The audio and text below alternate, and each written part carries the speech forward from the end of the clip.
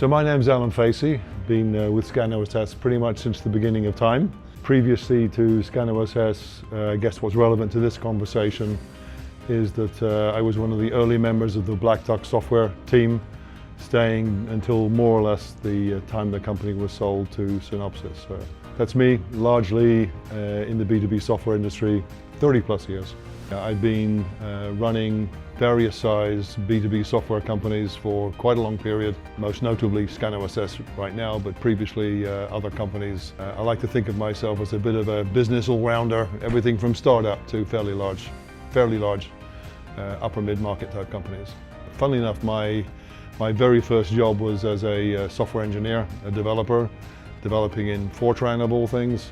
Wasn't very good at it, and I ended up stopping. But later in life, as I went through my career, I got to understand what software was really all about, and that just intrigued me, and just the process of developing software has always been intriguing. And of course, in this day and age, it's way different than it was when I first did that. And the fact that it's moving fast, and the fact that it's a very, dare I say it, agile type space, for me is just exciting. The change, the rate of change, the pace of change is it's just enthusing, and I like the complexity. I'm actually pretty optimistic about the state of open source in the enterprise world today. It's extraordinary the amount of open source that's being used by a large enterprise these days.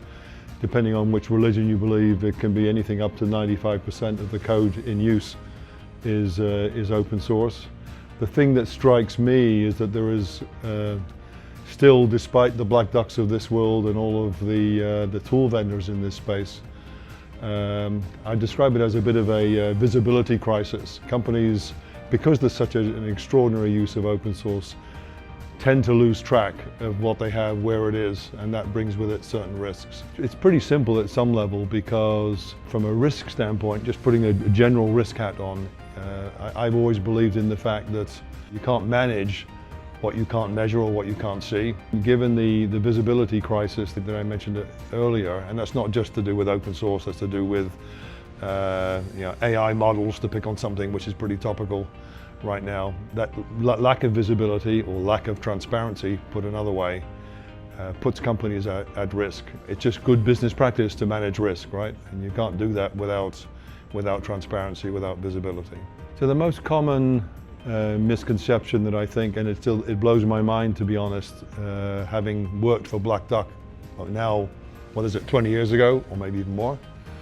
The issues that existed 20 years ago, give or take, are more or less the same as they exist today. The magnitude of them has changed, but the issues are the same, and that is that there's just a very poor understanding at the executive level of how much of their business, how much of their software estate depends on open source. Just that lack of understanding, lack of realization that so much of their software assets is actually based on open source.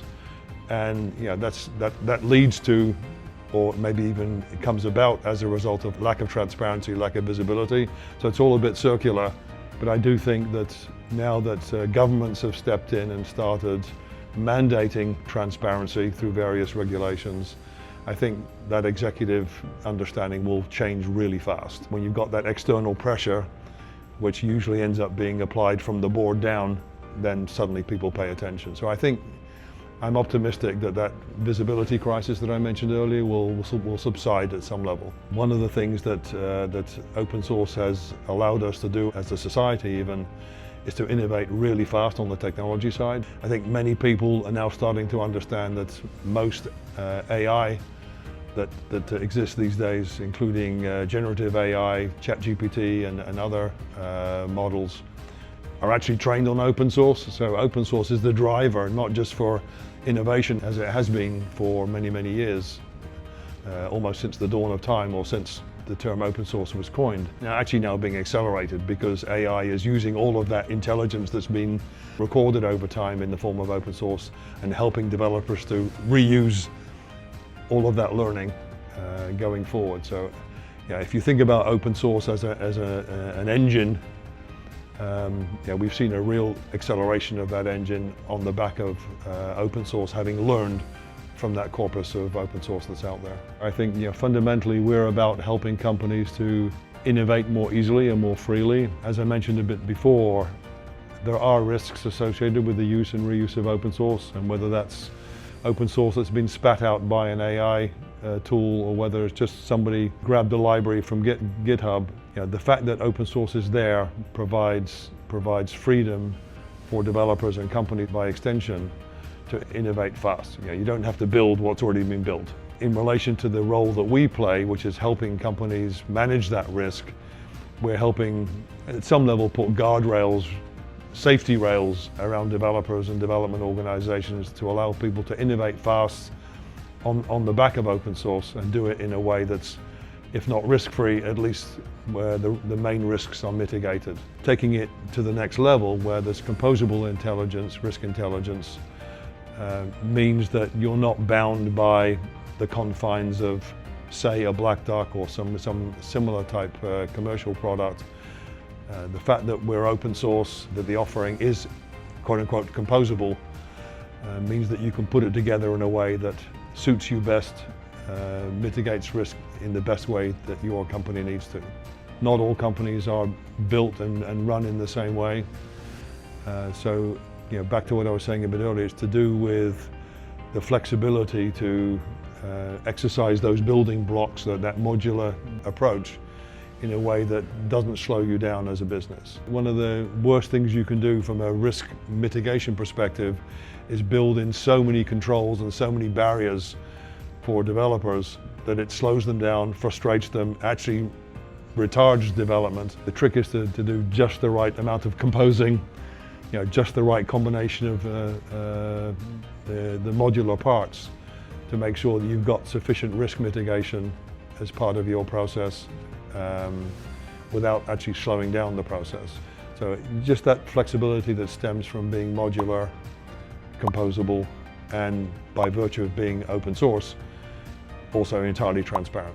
Historically, the types of capabilities that SCANOSS brings to market as an open source vendor would be locked in some type of black box solution, and ultimately would lead to some level of vendor lock-in.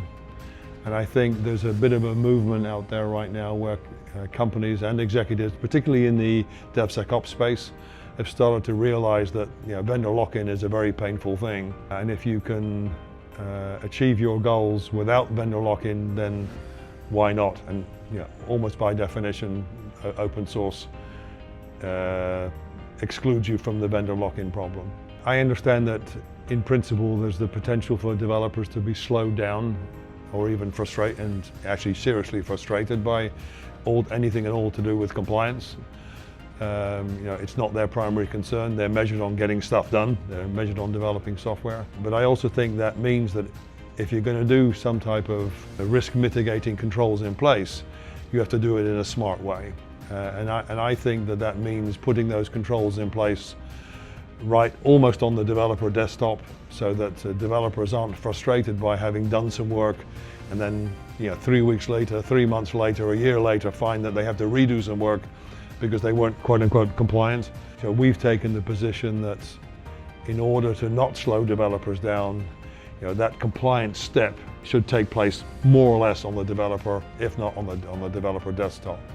And I think if you do that, and you do that right, so you have sort of always on compliance as opposed to an overt compliance step later down the CI/CD. I think that general stance, which is generally known as shift left, maybe even start left, is the approach that doesn't frustrate the developers, allows them to operate with freedom, allows them to innovate with freedom, get stuff done, and still have sufficient guardrails around them that they don't have to do a bunch of rework unnecessarily 2, 3, 4, 5, 6 months later. I mean, the rate of technological change is extraordinary, as we all know, and it's probably going to get better or worse depending on your point of view, with the advent of AI assistants and the like. My recommendation is to take a deep breath and don't panic.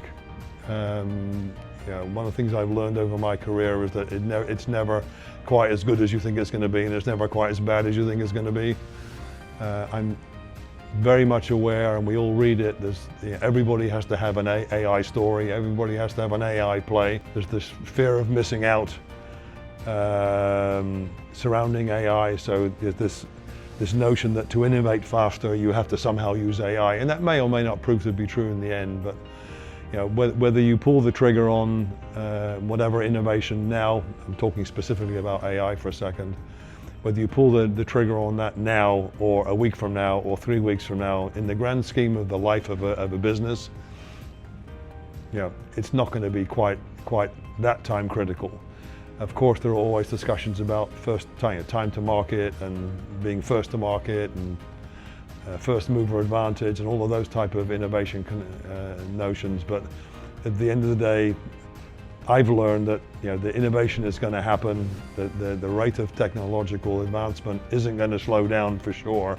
Be prepared to take advantage of it, but don't panic. Don't make panic moves, strategic moves at least, based on the fact that technology is moving that fast. Be thoughtful about it. So I think post-quantum computing is, dare I say it, the next Y2K. I say that the way I said it because Y2K was a non-event in the end.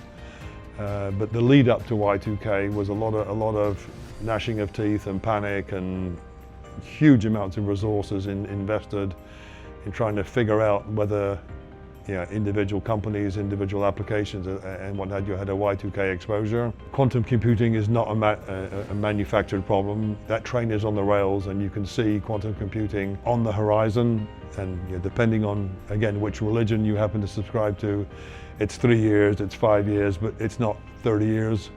It's on a normal business planning horizon. And I do think that this is another one of those software assets, if I can call them that companies have lost track on. So from a visibility perspective, it's extraordinary to imagine that companies actually don't know where the encryption is that they have in their mission critical systems. I mean, there's the front and center encryption that they all know about, but the stuff that was introduced 10 years ago and just works quietly in the background has sort of been forgotten about. So I think this is another one of those visibility crises waiting to happen. And as that horizon to quantum computing shortens and shortens and shortens, I think the real panic will set in. I think it's important that companies focus the appropriate amount of attention right now to, at the very least, inventory, make visible the encryption that they're currently using in their code estate, and make plans to, deliberate plans, timely plans, to make sure that those potential risks are understood and mitigated. So I think this is somewhat analogous to the Y2K situation in terms of the fact that there will be panic because so many companies will kick the can down the road. But I do think it's inevitable. Y2K was inevitable. That year change did happen. And I also believe that quantum computing will happen. So you can't keep kicking that can down the road. You do at some point need to inventory what you have in terms of cryptography. And that means probably the time to act is about now.